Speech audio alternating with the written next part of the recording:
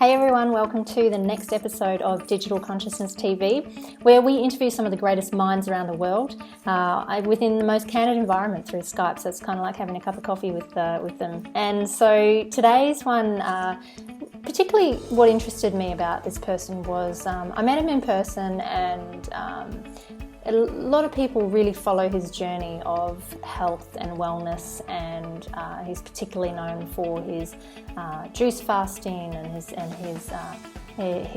education around health is significant.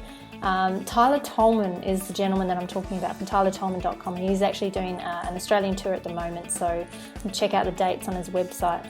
But Tyler's really interesting, a beautifully dynamic human being. He is very passionate about the work that he does. He's walking evidence of the work that he shares and educates in health and wellness, in really delving deep into ancient Egyptian theories, as well as he looks at, he studied a lot on Plato and Hippocrates, and how all that played a role in really what he teaches today. It's really unique, a very great viewpoint. And I do feel that it's something that our digital consciousness community would enjoy, because it really is about looking after the temple that is you. For if we don't do that, what can we do? We can't be anything to the world, really, if we don't look after the very temple that holds our soul. So I hope you enjoy this interview with the wonderful Tyler Tolman. There's a couple of areas where it's a little bit scratchy, but just bear with it. The internet connection was a little bit up and down. If you do like this, and there's a lot of great content in here, then please do like, share, or subscribe if it does resonate for you. Share the love, because like I said, we can't get this great wealth of information that just keeps coming to you guys without sharing the love. So enjoy the interview with the amazing Tyler Tolman. Peace. Tolman, thank you so much for joining us with Digital Consciousness TV. Thanks for joining us today. It's so great to have you here. Thanks for having me. Awesome. And so we've had, I've let some of our community know that you're out there and you're about and what you're doing, and we've had some questions come in as well from my community that they typically ask for these interviews. But for people who don't know you, you began at a young age questioning things as a child, from chickenpox parties to telling mandatory vaccination ladies that your dad would punch them in the face if they put a needle in your arm. So tell us about your perspective as a child and how that translated into why you were here in this human experience and your soul's signature. Wow. Okay. So, I felt like I was a little bit different as a child. I was definitely outgoing and definitely no holds barred, no holding back who I was and what I was about. And, I observed that the world seemed to be very suppressed and controlling. Yeah. I was like, sit here, shut up, don't raise your hand, got to do it this way. You can't go to the toilet, can't do this, don't cross the street over there. And you got crossing guards like, I'm going to report you, and like authority figures and all this stuff. And I was just like, okay, I was interested by it and willing to put up with it to a degree. But at the same time, like, this is really kind of messed up. We should, allow ourselves to be more expressive and beautiful and all these things. And, like you said, I haven't had that conversation in a long time, but we must have had that conversation about the whole vaccination thing. My dad ended up telling me when I was little, don't ever let anybody stick a needle in your arm and vaccinate you. And I was just like, okay, well, I don't want a needle in my arm, and I don't want to be vaccinated.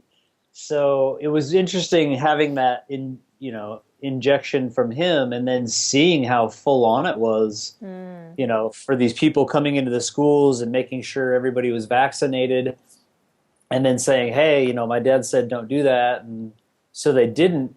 And then just observing as the years went by, like my friends and their level of health and vitality, when they would get sick, how often they got sick. Because I feel like they definitely got sick a lot more often, and they did get some of the major things, the chicken pox and the mumps and, some of these things that went around. And, our family didn't get that.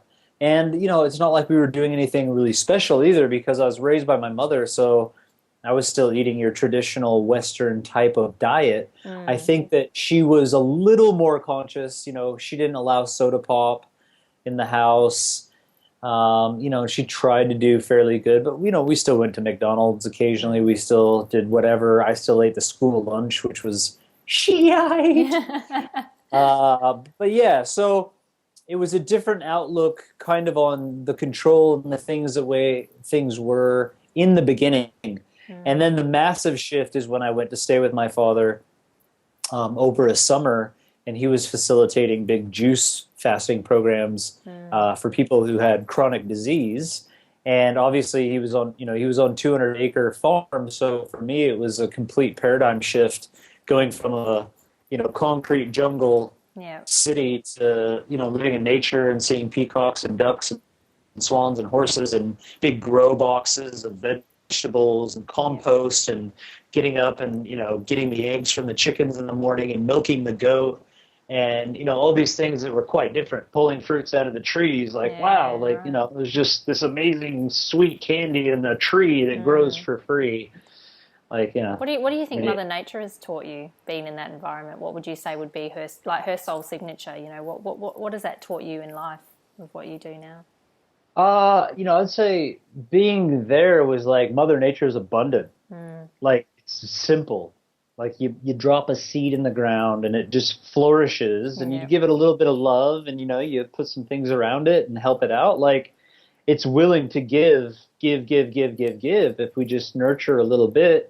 And it's like all the leftover bits and pieces you just throw in a pile and do a little thing. And if you know what you're doing, it just makes it all that much more fertile and everything else. And I felt like there was a symbiosis with nature, not just with plants, but with animals as well. We did have chickens, we had ducks, there were peacocks, there were swans, and you'd see kind of the hierarchy of how they operated, what they did, and how they treated each other, and just the social order of things. But then also, my interaction with actually milking a goat and, taking some eggs from the chickens. And so, yeah, quite interesting. And, I think I was lucky to not have a family who would, take the chickens and cut their heads off and pull the feathers out. And because if I actually saw that, I'd be like, oh my God, that's, horrible. But I never saw any of that. So when I was eating chicken and hamburgers and everything at school, it was like, it was just, it was a hamburger patty that grew on McDonald's farm. And, it's like, anyways. And so with your why you do what you do, I mean, obviously you are quite the crusader in the work that you do. And what does get you up in the morning? What's your driving factor that makes you realize that moment where you're like, yeah, man, this is what I'm meant to be doing. This is my calling. And how do you effectively know that? And is it consistent for you every day, or do you find that you have some days where you're like, oh, maybe I should try something new? Yeah, I think everybody has their days, but in general, I'm just in love with the process of life and health and happiness. When you're eating the right types of foods and drinking the right kinds of fluids, I believe that our innate kind of reset of cellular physiology and the way the body functions is a high level of health, a high level of vitality, and an innate joy and almost like orgasmic experience of life. This is the level that I believe we all have access to, and it's just the simple things that we do to get there. And it's like I do wake up every day like stoked to drink my water, get on my audiobook, go for a walk and go do my stretching and do my breathing exercises and invigorate myself because, I'm having downloads. I'm thinking about new things. What do I want to learn next? I am still a child at heart, just wanting to learn. I'm the greatest student. I don't see myself as any guru or awesome teacher. I'm just really learning a lot and sharing along the way. And it is really cool to be acknowledged, by others like yourself and other people who are always like, oh my God, Tyler Tolman, you're this amazing person. I'm like, well, okay, thanks a lot. I appreciate that. I'm actually just a dude eating fruits and vegetables, which is very simple, and drinking water and going for a walk and doing basic things. And that's what I'm teaching over and over and over to get people to go from the gnosis to more of the praxis, so that they can go to the intellicus, which is the becoming of that sort of thing. And then once you become, there are higher levels that start to come in. And so, yes, there are deeper levels of understandings and things that I'm doing. But yeah, the things I like to talk about are just the simple, practical stuff. And it's great that you mentioned about the guru effect, because I had mentioned that in my last interview with Jack Delosa from the Entourage, and talked about the perception of the guru effect, and that we get conditioned to think, even in the school system, we get conditioned that we have to look outward for the validation, that we need the answers out there when it's actually in here. So it's great that you talk about that. So the first topic I want to go into is really the cultural conditioning in the industry. So there's anecdotal evidence as to why fasting is obviously great for the brain. It can repair DNA, promote longevity, weight loss, improve insulin sensitivity, regulate the hormones in the body, immune system, and even evolutionary development of human consciousness. List goes on. But even if we look back through history, like the greats of Plato, he fasted for greater physical and mental efficiency. And in one case, I saw that the Romans discovered keynotes without actually really knowing that they did it. So keynotes, for the audience, are known to boost the energy levels in neurons. And they had people with epileptic seizures, and they believed they were possessed by demons. So what they would do, lock them away, no food, and this would rid them of their demons. In most cases, it was successful. But what was happening was that the increase in the ketones, which are well known to suppress the seizures, was going on in the body. And in fact, the ketogenic diets are used for severe cases in epileptic seizures today. So it poses the question around our cultural conditioning, where in the last 40 years we've seen more foods introduced into our diets than in the last 40,000 years. And we've literally been shoved down our throats, our eyes, our ears, the belief system that we should have these 3 balanced meals per day. We're educated through a profit-driven industry, through the media, throughout the medical industry, and also, having to eat these perceived balanced diets. So and this is because it's clearly not profitable for our society to fast.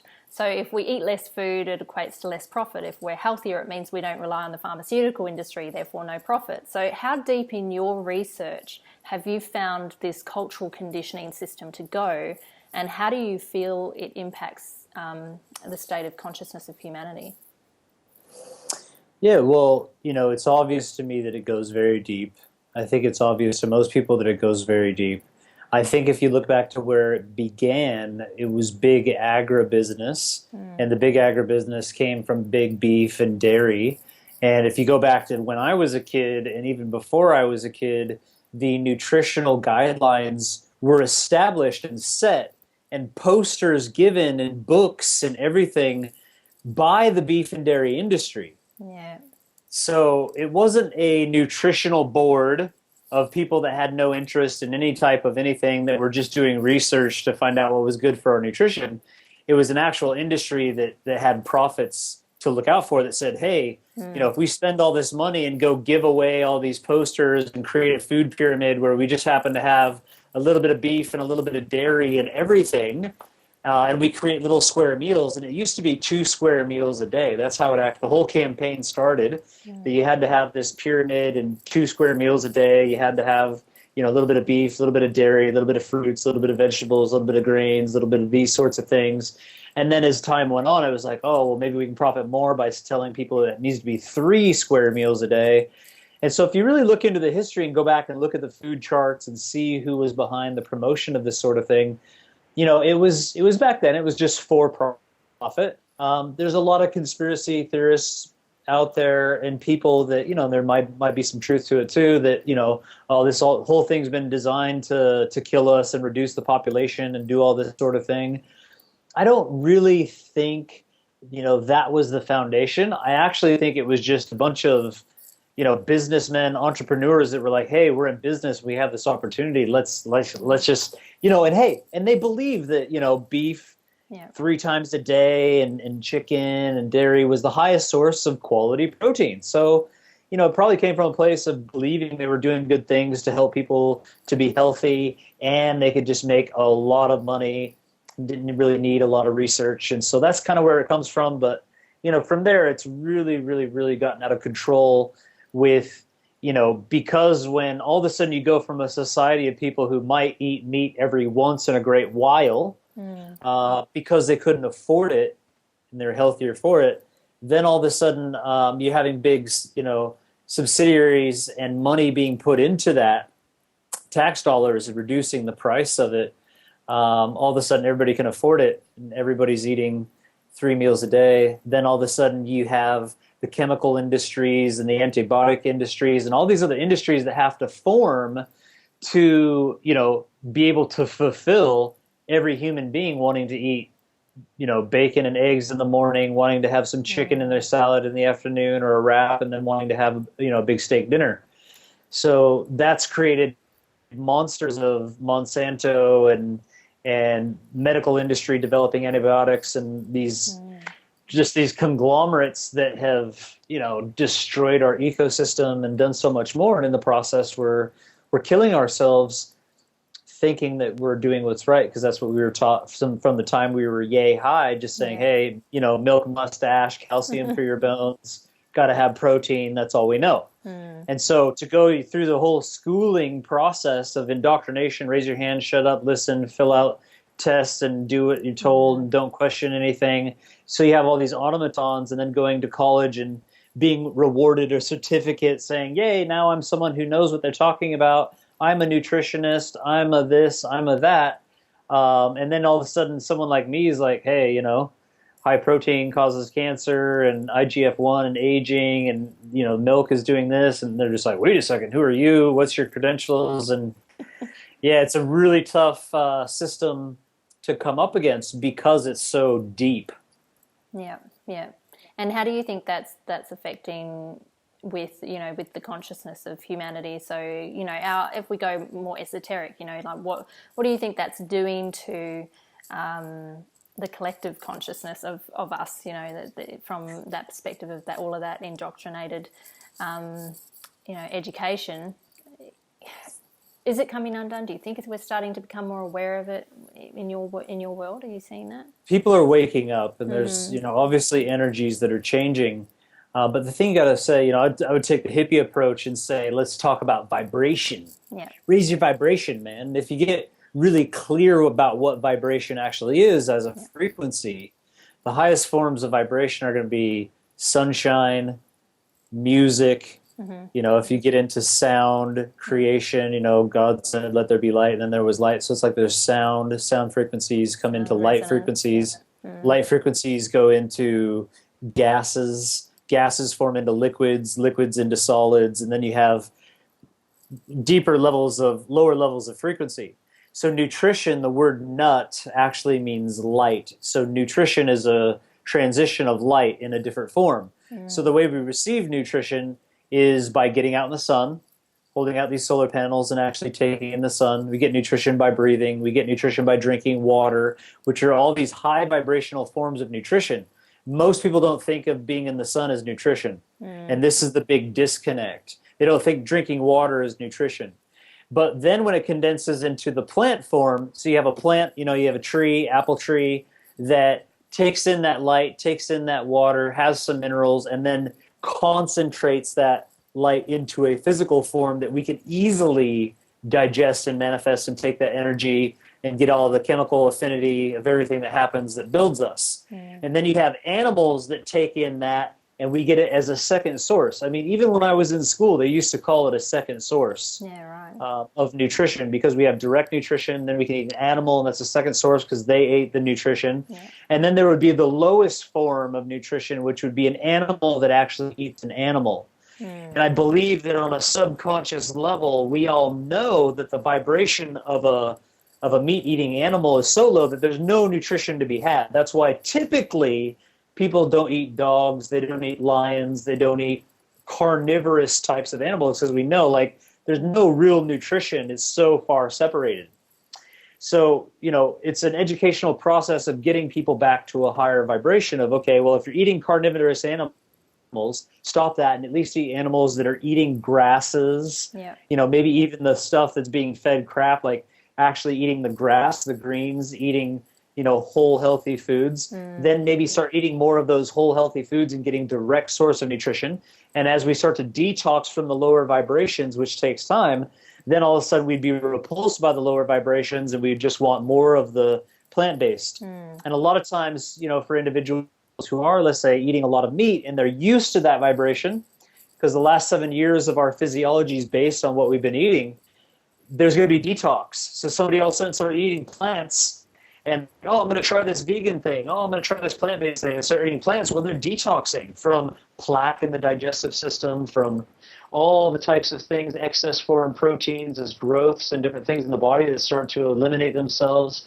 And, some people might still be detoxing 6 months after eating a plant-based diet. And this is where fasting can come in, where you skip the plant-based kingdom and you go directly to water, sunlight, breathing deeply, doing some colonics, cleaning the body, having a massive detox. Because then when you come back down to the frequency of plants, all of a sudden they're really dense. You feel good. You feel strong from eating it. And this is the piece a lot of people miss, is there is a level of detox to get to the point where plants actually satiate you as well. So this whole conversation is about your question of, what's happening to the collective consciousness. Well, if the collective consciousness is at a very low rate of vibration through eating beef and dairy and chicken and all these things, a lot more than we should be, 3 times a day or even more. And, people going on diets solely focus on just eating dead animals, like it's, and you can overcome these things. Don't get me wrong. Like, there are meat eaters that are a lot healthier than most vegetarians and vegans I know. So it's not just about diet. Like, people are exercising, they're conscious, they're breathing, they're doing all these beautiful things. They can still be healthy. And being conscious with how they're taking in foods and how much they're taking in.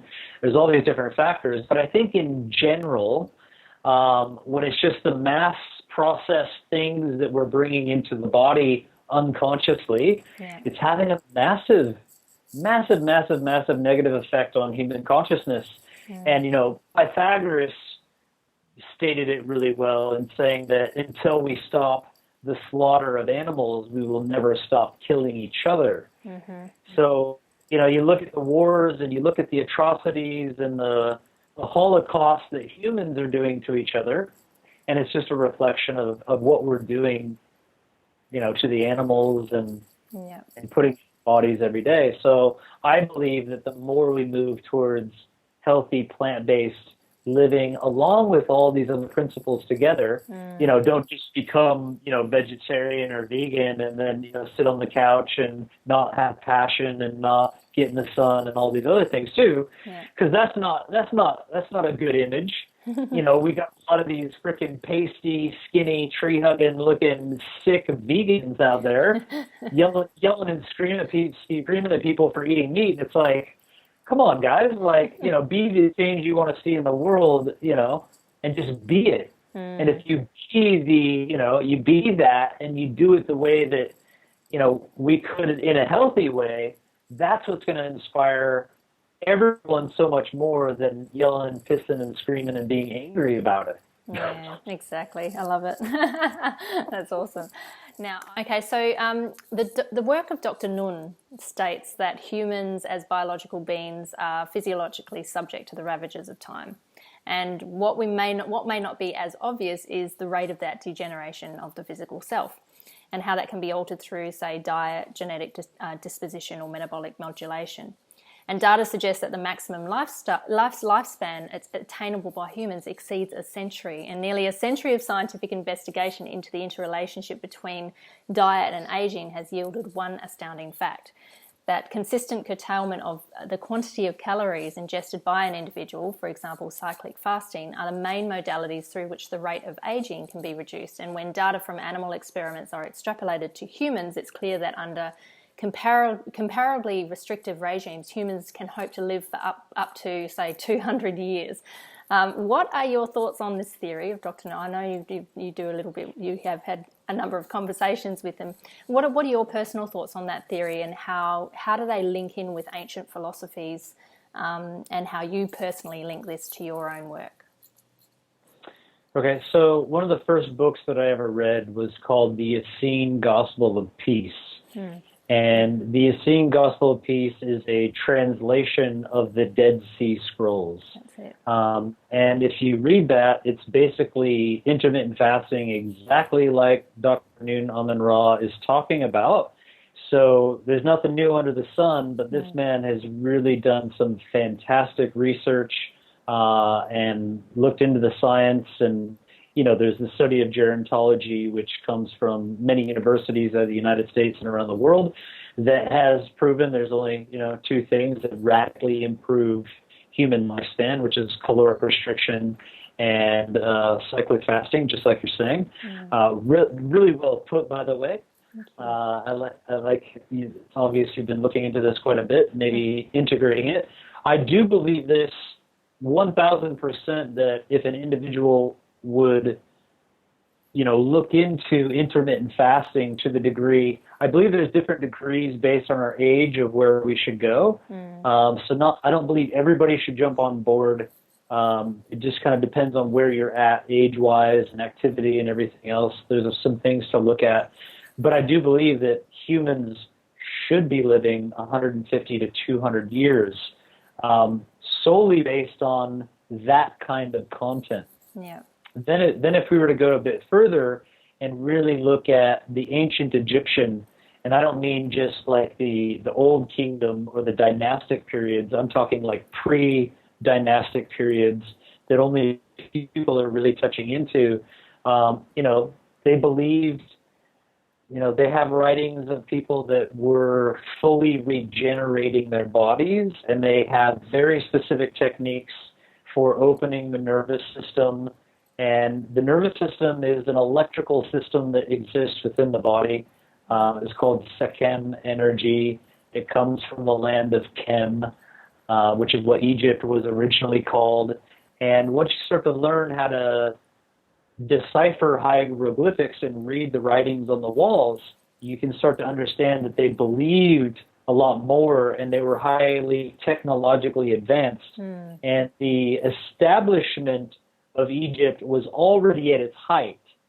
You know, we're taught that, you know, these barbarians lived out and then they, you know, kind of got together and got some chisels and did some things, and then somehow they became this great, powerful race because maybe they built pyramids. There was one civilization that just did that.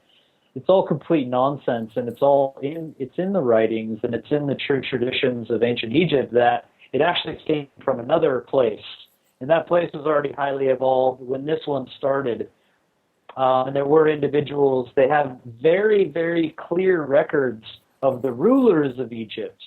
And back at this time, like, you can still go look and you can talk to any Egyptologist, they'll say they had the most profound, clear records of days and months and years. You know, everything that we base our calendar on, astrology, astronomy, even the time of day, like, you know, why do we count 60 seconds in a minute? Why do we count 60 minutes in an hour? This all comes from ancient Egypt and beyond. And it comes from the crocodile, because a crocodile held the 60 eggs in itself. And it did, you know, knew 60 days prior to the Nile flooding and all these different things.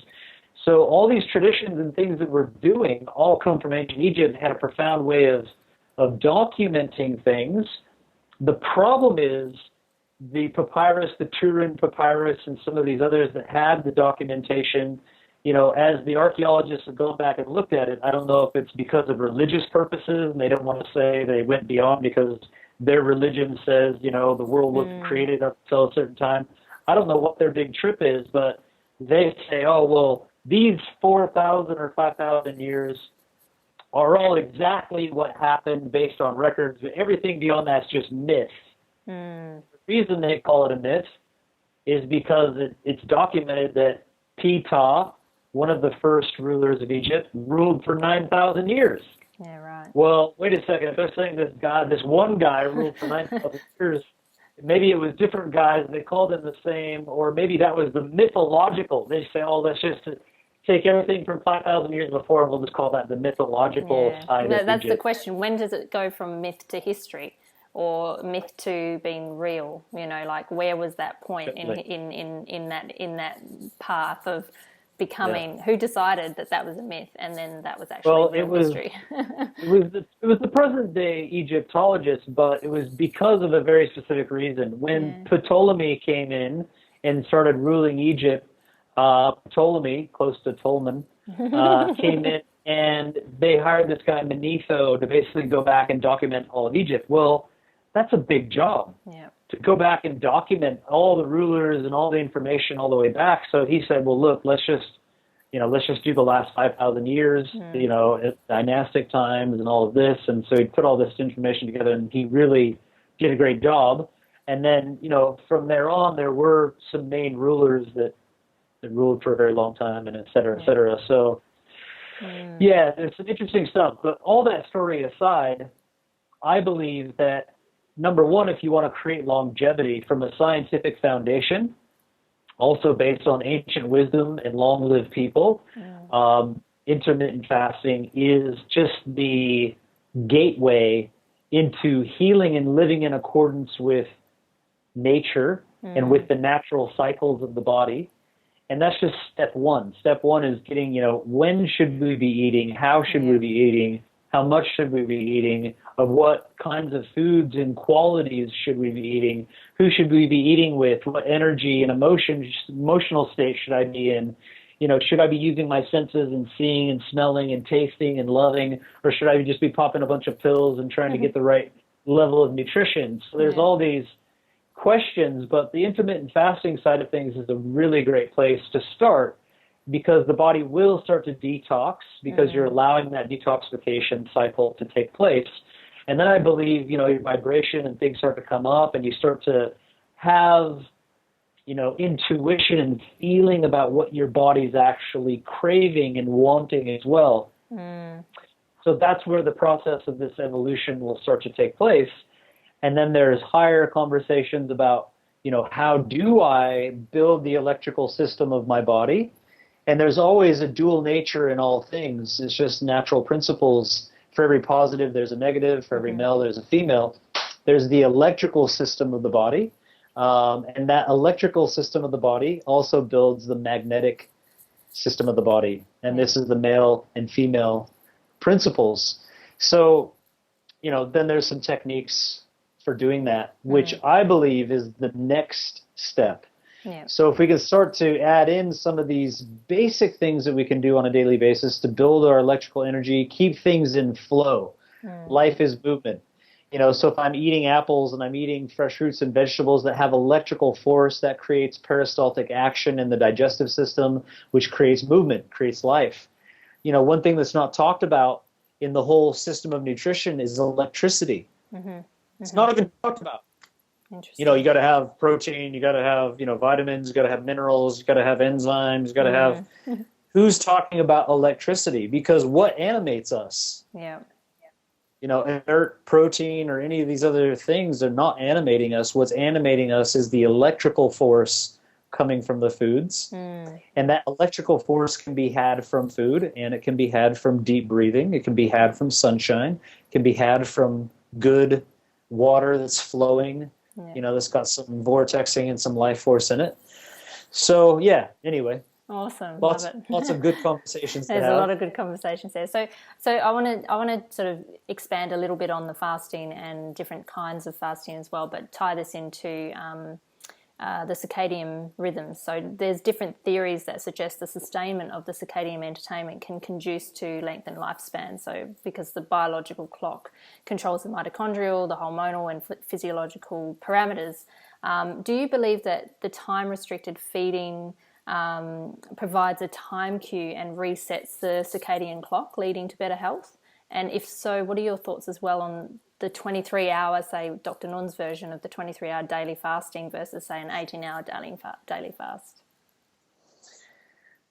So, in general, I do think that being in alignment with food schedules and fasting schedules can allow the body to detox, okay, and can create some systems for the body kicking in when it's supposed to and shutting off when it's supposed to, and going through these phases.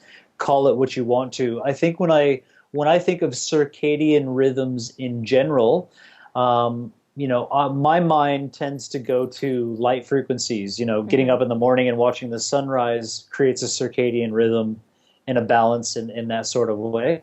So, what I would say is that there's also different levels of fasting. Noon Almond Raw is a very advanced individual. And it's all fine and dandy for individuals to be like, oh, intermittent fasting. Oh, this guy, look, oh, he's one of the strongest guys on the planet. Oh, look at him, his physique, his stuff. Boom, I want to jump in and do 23-1. Water fast for 23 hours a day. Maybe have some teas, maybe have some elixir, whatever it is. And then just have my 1 hour feeding window. Okay, that's great. You'll probably have a fantastic experience. And 30 to 60 days from now, you're going to throw it all in the garbage and turn around and do what you're doing before, or maybe try something different. I believe that there's it's working and phasing and seeing what works for you. So one thing that my dad taught me is that there's 3 levels of fasting. There's fasting, there's faster, and fastest. So we can run fast, we can run faster, or we can run the fastest. So if somebody's sick and they start to run as fast as they can, they might actually fall and hurt themselves. Right. But if somebody's sick, and when I say sick, I might not even be talking about sickness the way individuals might interpret it. You might look at somebody and think they're perfectly healthy, got energy, running around, and they're sick. To a degree that if they started to run fast, they would get sick. Yeah, right. All of a sudden they'd be detoxing, shit coming out, migraine headache, pustulent crap coming out, and they'd say, oh, this is making me sick. Fasting is making me sick. Fruit is making me sick. And it's like, well, hold on a second. No, you already are sick. These things are just showing you what's going on and pulling it out. And now you're being able to see what you've done to yourself for the last whatever years. So fast was known as fruit.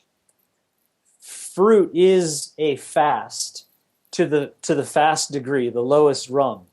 When you eat fruit, it moves through the digestive system very easily.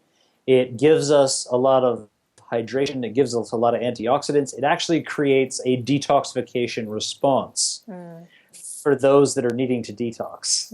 Okay? It also has a nutritive thing, but it moves very easily through the body. So eating fruit is actually fasting, and that's one thing to grasp. Number 2, faster, is to get rid of the fibers and just take the pure nutrients in the form of juices. That's faster. And then the fastest way is water fasting. So that's living on sunlight, water, deep breathing, movement, passion. There's other things that feed us energetically that aren't really talked about, but that's kind of the 3 levels I would like to discuss. So then you look at the whole 23-1 and you can say, okay, well, I'm going to do 23-1, but I'm just going to fast for 23 hours a day. Obviously, when you're sleeping at night and you wake up in the morning, you drink water and do stuff, you could do the fastest. But you want to probably slow that down a bit so that you don't go into extreme detox and extreme levels that your body's not ready for. You are the sum total of what you've been eating, thinking, drinking, and the people you've been around for the last 7 years. If you think you're going to change that overnight, you got a big wake-up call coming. And yes, you take it to whatever degree you want. You're going to learn, you're going to grow, you're going to go through some stuff. But I would recommend learning how to crawl and walk before you sprint. Learn how to crawl, learn how to walk, learn how to run, practice running, get really good at it, feel good doing it, and then sprint a little bit and see how you feel. And this is the disconnect where when we just come out as amazing, knowledgeable gurus and be like, blah, you can be 200 years old, here's the science, here's the stuff, mitochondria, oh my God, do it. People are like, yes, oh wow, I get it. And then they do it and they fall and they're like, oh, I'm not good enough. Well, take one step on the ladder. And so this is the discussion I'd like to have is like, we can fast on the fruits to a certain degree, and you can even do an 18-hour fast and then a window. And even for some of that fast in the morning hours, you could have some fresh fruits. And then you have a meal afternoon.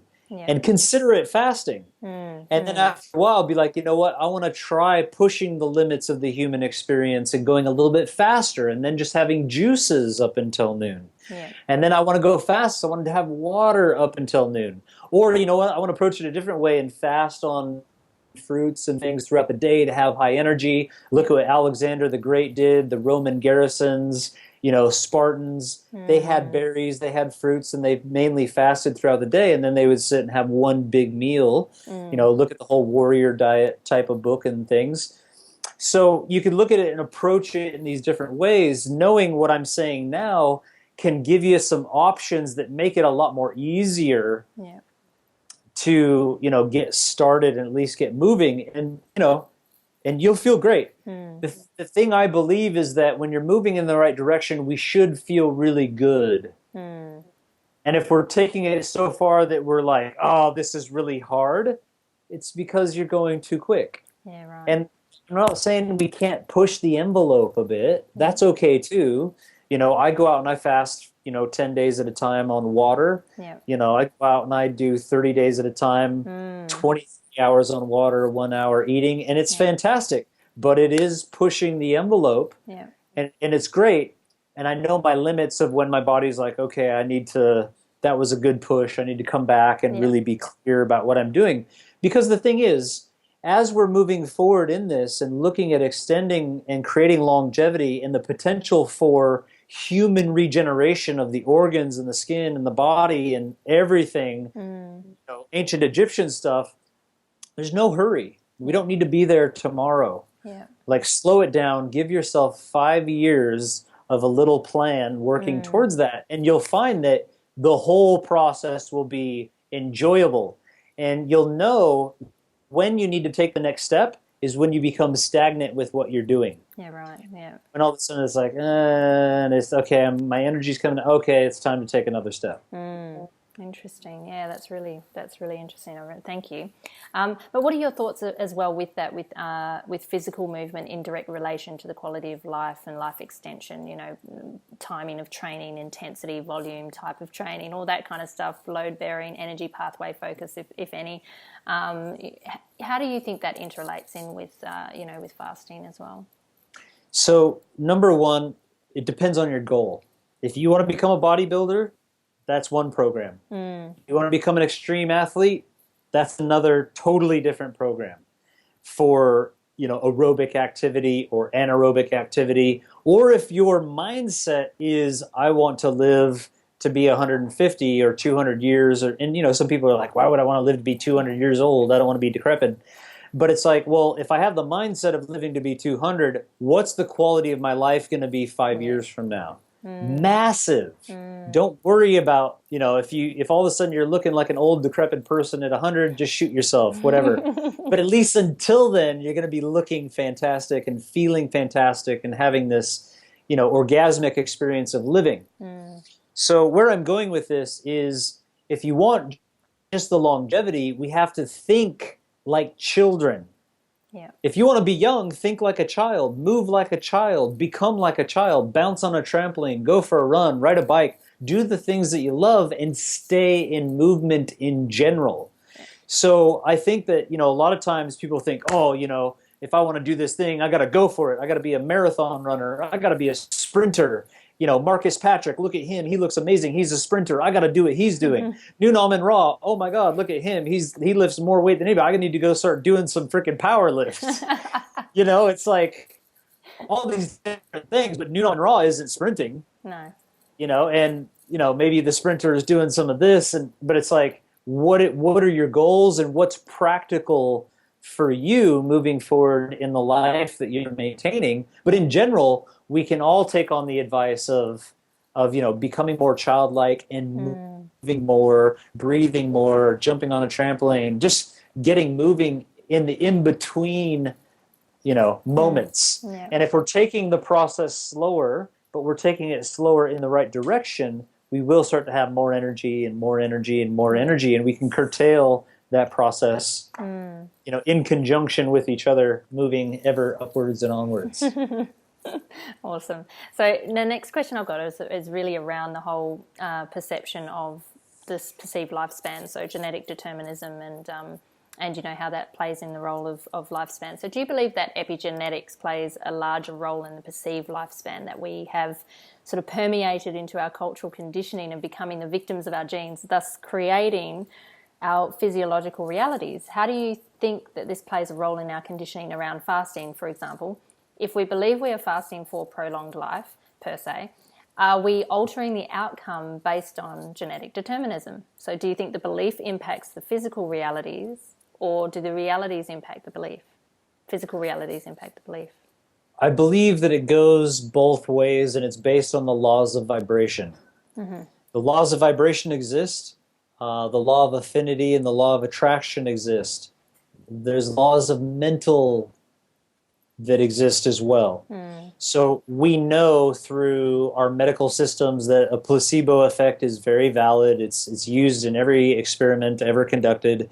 There's a massive quality for when we have a massive belief. Yeah. We move towards that belief, whether it's a placebo or a nocebo. Yeah. If you think something's really healthy, you're probably going to heal. If you think something's really disgusting and nasty and you're being poisoned, you're probably going to be sick and poisoned because you believe it. Yeah. So those play a factor, but that doesn't mean they're the only factor, because then there's actual vibration that's taking place as well. Mm-hmm. And the vibrations will create certain affinities within a cellular level. So, you know, the problem that I see in society is you have some people that are all mental. Oh, it's just what I believe. So if I believe this donut's good for me, then I can supersede the actual blah, blah, blah. Yeah. And those people are fat and sick and nearly dead. But they think they're enlightened, and, you know, potentially they are to a degree. And I don't want to take away from that. And I think that that's fantastic as well. To have that level of mind control and belief is fantastic. And we are physical. We just are. And I get it that we're not really physical. E equals MC squared, but, you know, the genetic, whatever. You know, I can still punch you in the face and you're going to cry, okay? So until that doesn't happen, you know, there still is that physical side of things, and we need to honor the laws of nature that exist within that. So epigenetics, yes, is very important. And the thing that we need to understand also, look up a really good friend of ours. His name is Dr. Mitchell Gaynor. And he was the head of New York Strange Cancer Prevention Center, one of the leading oncologists in the United States, head of the medical center at Cornell University, doing all these other beautiful things. And essentially he came onto live television with all his credentials and all his stuff and said, look, every time you put something in your mouth, you are performing gene therapy. He's saying you are changing your genes every time you eat something. And he came out and he was saying things that were just like, oh my gosh, this guy is onto it. And he's one of the highest decorated oncologists and medical doctors in the United States. Well, you can probably guess what happened to him. He's not around anymore, unfortunately. It's a really sad thing, actually. But at least he got it out to the public. And people like Bruce Lipton and these others who are exposing this information. So it's important to know that every time we are eating, we are doing gene therapy and turning off genes that potentially lead to certain chronic illnesses, turning on genes that will express higher levels of detoxification, activation, and other things. So yeah, it's definitely a two-road path. Yeah. And do you believe in the you know, with calorie restriction and restricted feeding, with combining the two, so combining calorie restriction and combining restricted feeding, do you think that that's I mean, it's still questionable whether that does actually have a long-term effect on prolonged life, but have you found any clear benefits of that? It will have. It will. There's no doubt about it. So it's not even questionable. Scientifically proven by ancient cultures, long-lived cultures, it will work. Yeah. If you have a level of caloric restriction or if you have a level of cyclic fasting, you are prolonging your life. The conversation that I would have is, to what degree do we get started? Yes. So to what degree can I maintain this in the long haul and make it sustainable for my life? And if you start with a little degree at a time and take it, you will start to feel, feel almost immediately, you will feel the effects within a short period of time, you will feel the benefits. And then it's just a matter of finding what level of intermittent fasting is for you. Is it the 1 day a week? Is it every single day? Is it a 16-hour window? Is it a, 4-hour window? And those things can be tweaked and modified and evolved.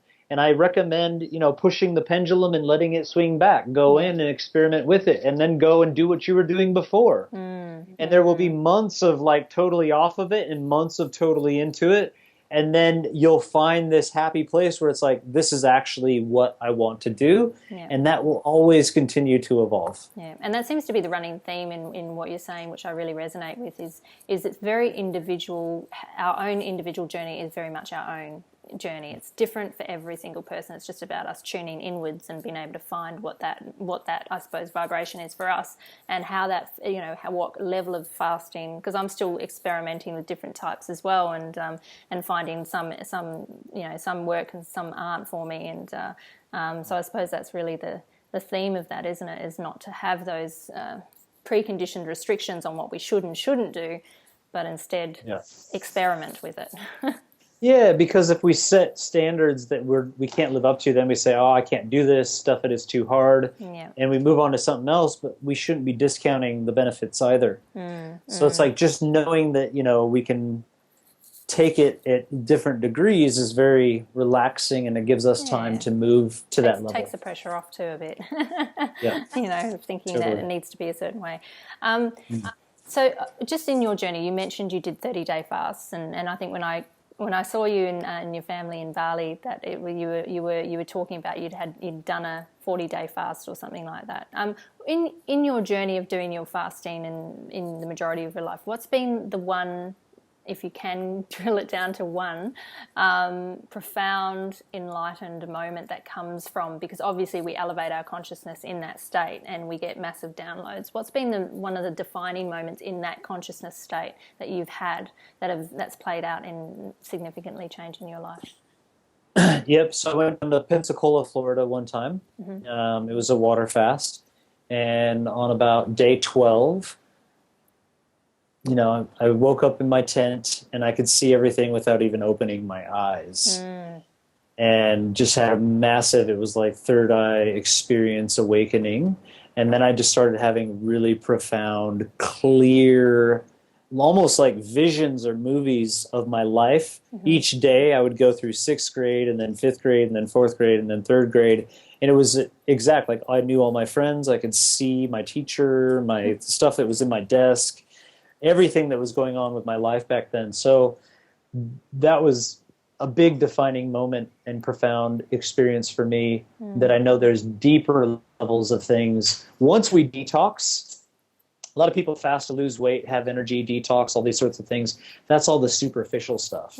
That's all the stuff just to get to what fasting is actually designed for. And it may take some people years to get there. And, there's a in and out of it as well. And, I still have levels of deep fasting that, I'm going to choose to go through, and, it'll be interesting to see what the future holds. And so you're saying what fasting, the definition of, or your definition of what fasting is really about. What is it really about for you? It comes down to 2 words, temet noski. That means to know thyself. Beautiful. Love it. That's and very true. Thank you so much. So I usually like to wrap up on this interview asking all my interviewees, what do you think it means to be digitally conscious? Digitally conscious, I would just say, still staying connected to reality and the beauty that we have in this world, and maybe merging it to where we can benefit other people's lives through the medium of digital consciousness. Love it. That's great. And so for people who want to find out more about your amazing knowledge and the depth of what you do, how do they find out more about you, and what have you got coming up? I know you're touring Australia, so can you tell us a little bit about what's going on in the world of Tyler Tolman today? Yeah, well, May 2016, if you're listening to this before then, we have a tour all around Australia and in New Zealand. I believe I'm doing Perth, Melbourne, Brisbane, Auckland, New Zealand, and Wellington. Also going to Geraldton and potentially Sydney. We're still looking at that for the cards on this one. Future tours, we'll do Adelaide and add in some other cities as well. So just tylertolman.com. I have a free online juice fast that teaches you all the rituals that we could be doing to make fasting easy and highly beneficial for detoxification. It's a free online program, massive forum of people. Check out my articles, look at some of my videos, see what you think, and if you're really inspired, come to Bali and we'll really go deep in one of my programs. Awesome. Thank you so much. Really appreciate it. So thank you for taking the time. I know you've got quite a bit on today and you've been go. So a good thing you fast. So yeah, I appreciate it. Thank you so much for joining us. Yes, thank you. Have a beautiful day. You too. Bye-bye. Thank you.